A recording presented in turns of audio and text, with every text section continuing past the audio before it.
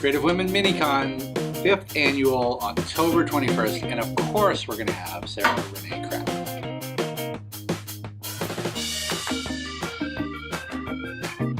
We don't need an introduction. I'm going to do it because it's formality, but Sarah Rene Kraft is here. You have been to many of our events here, from pre-comic book days to Creative Women.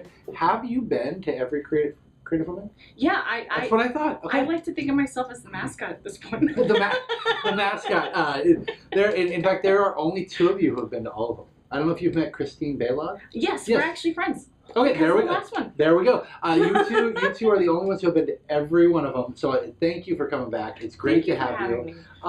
And you guys, we're going to go through it because I know there's a lot of you who are new to Empires. There's a lot of you who are new to Creative Women. So let's just go into a little bit of your history, because the stuff that you're doing now with art is not what I saw when I first met you. True. So what was it? Where did you start? Let's just start out there. Well, I mean, I've been doing art my whole life, but I first got into I started doing comic conventions about 2009, and I was doing local conventions, and then I started branching out and doing even large conventions, even as large as San Diego Comic-Con and Emerald City Comic-Con up in Seattle, which great shows.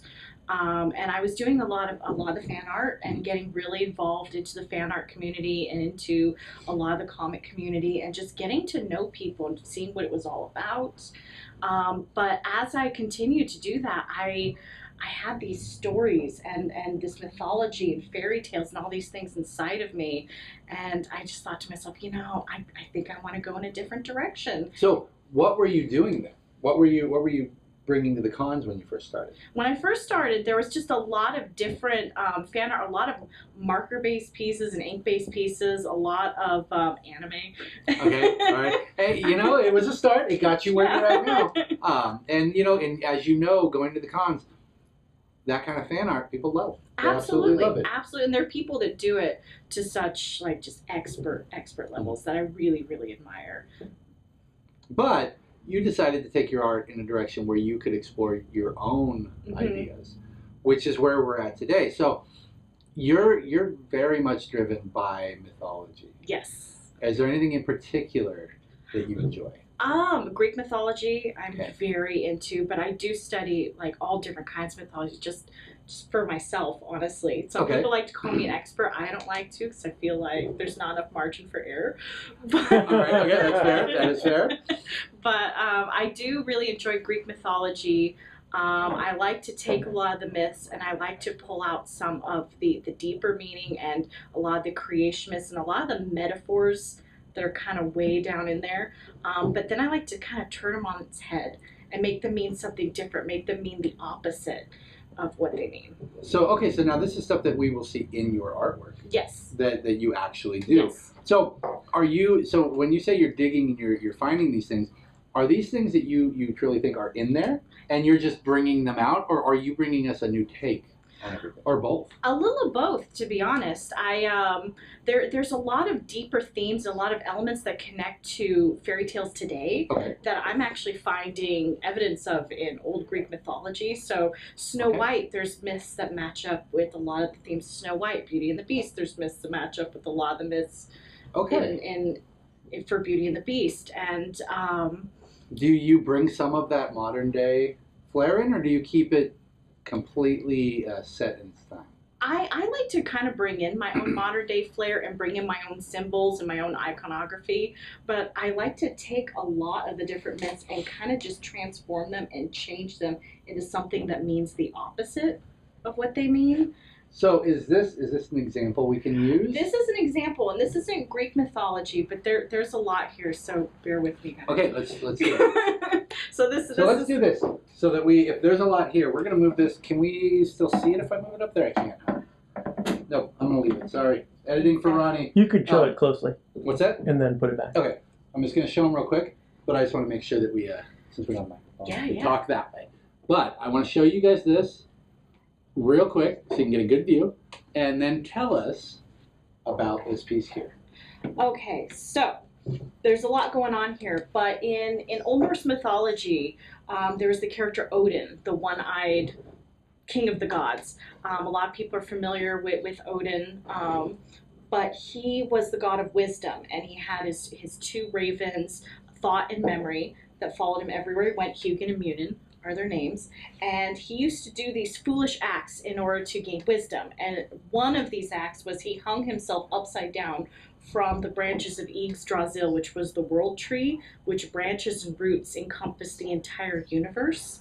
And he hung himself from this tree upside down by one leg for, I think it was 9 days. I could be wrong, but it was a certain period of time in order to gain the tree's wisdom, in order to gain kind of everything that the tree was soaking up from the universe. Now, this particular image kind of got picked up and got placed in tarot cards. A lot of people are familiar with tarot cards. Mm-hmm. The Hanged Man Tarot is an echo back to the myth of Odin hanging himself from Yggdrasil. And so the Hanged Man card in tarot represents someone that's stuck in place, or someone that's surrendering to doing something foolish in order to gain wisdom. That it's a card of surrender, but it's also a card that represents doing something foolish in order to gain wisdom. And so I kind of re-envision that here with this particular character, and it's got the poppies here, which represent sleep or represent intoxication. And I really wanted to explore the idea of a lot of artists and a lot of creatives will sometimes rely on intoxication in order to gain creativity. And so I kind of wanted to do my own play on the idea. For me, being awake and being aware and being present is just really important to me. And so I kind of wanted to explore that in my artwork, instead of being blinded, instead of kind of being intoxicated in the state of delirium, in the state of mania, just being present. And and that all came from that initial myth, and you've just taken it to a completely other level. That is really neat. So I challenge you guys to find some of these things when we get our stuff up in here, because that would be interesting. There's a lot of layers. It seems like there are a lot of layers. So, what's the other one you have here? This one is a lot simpler. This one was actually a commission piece originally. But this is sort of my take on Lord Typhon from Greek mythology, which was the king of all monsters. He was the father of all monsters, and Zeus fought against him during a 10-year war, and he was described in ancient poetry as being this giant creature whose head reached the heavens, and whose giant serpentine coils encompassed all of the oceans. All right, and instead I decided to just re-envision him as sort of this Thanatos, god of the deep, so he's giving and taking life at will. Interesting. And I just kind of re-envisioned him as just this god of the deep with these coils just giving and taking. And this was actually a piece commissioned for a friend in her octopus jewelry. And so I really wanted to just explore tentacles and just have some fun with it. So sometimes I have fun too. So with your new stuff, there is also a theme that you guys will see. And one of them happens to be the blindfold. Why is he blindfolded? And that's something that I've been exploring, but a lot of my characters are blindfolded, or their faces are obscured, or they wear masks in my work. And I feel like it's because I think sometimes we don't see, or we're concealing our emotions, or we are not able to kind of see what we're doing, or see the actions, or how we're affecting other people. And again, it comes back to being present and being aware. So then what about, so this is actually part of something bigger, correct? This is one of the ones that's going to be in the end result, which I don't know if you want to talk about what that end result is, or if you're keeping it hidden. This is a it's not actually part of the book, but it is very similar. I'm working on a series of these ribbon illustrations. You can see it's kind of tangled up in some ribbon here, and they're red ribbons, and the entire series is drawn using only red and blue pencil. That's it. It's just this double-ended red and blue pencil. One, to challenge myself by minimizing how many tools I'm using, and two, to find balance between these two opposites. But the red and blue series is called Lemiscus, the ribbon book, and I will have zines and prints at Creative Women Mini-Con. I create some booklets. But the originals are not for sale. The originals are not for sale yet, until I finish the hardbound book, which I'm hoping to kickstart or crowdfund. Look for that, guys. So look for that.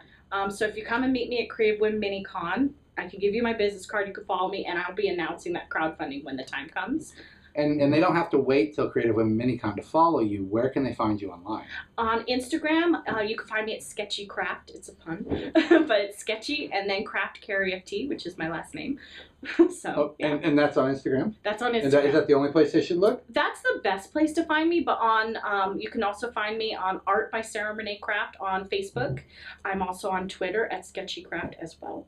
Okay. So those are the best places. Yeah, make sure you guys follow her before then, and maybe if you go delve into some of her stuff, you'll see what I was talking about, the difference between the two and the evolution of your art. It's changed a lot. It has changed a lot, especially when you take a peek at some of the stuff that's going to be in the hardcover. Yeah. I mean, from when we first met to there, you really discovered where you were going and what you were going to do. Yeah. So it's beautiful stuff, guys. You need to check it out. You need to follow her because the Kickstarter for the hardcover, as is the case with Kickstarters, is only going to be up for a certain amount of time when she does it, and there's probably going to be some limited quantity, I would imagine, on something like that. So, and then again, when she's done, you're going to have to look for an art gallery where we can show it all, or where she'll show it all. And so you can go take a peek and buy some of the pieces. So October 21st, come on down, enjoy the day with us, meet Sarah if you haven't already, or just come down and say hello to her, reacquaint yourself with her, and we'll see you guys in the shop then. Thank you very much for coming. Thank you so much for having me. You got it.